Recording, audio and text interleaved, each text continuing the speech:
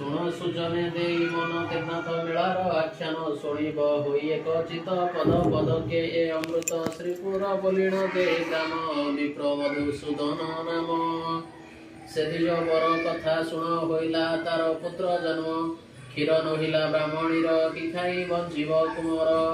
ବ୍ରାହ୍ମଣ ମନେ ବିଚାରିଲା ଶୁଣ ଦ୍ୱିଜ ବର ବୋଇଲା ପୁତ୍ରକୁ କ୍ଷୀର ଦେବା ପାଇଁ ଖୋଜି ଆଣ ଦୁହାଳିଆ ଗାଈ। ଶୁଣି ବ୍ରାହ୍ମଣ କହେ ବାଣୀ ବାଇକି ହୋଇଲୁ ବ୍ରାହ୍ମଣ ବାଣୀ ଶୁଣି ଦୁଃଖିତ ସେ ବ୍ରାହ୍ମଣୀ। ଆହେ ବିଧାତା ତୁ କି କଲୁ ଗରିବ ଘରେ ପୁତ୍ର ଦେଲୁ କି ଖାଇ ବଞ୍ଚିବ କୁମର ବାଳକ ହତ୍ୟା ହେବ ମୋର।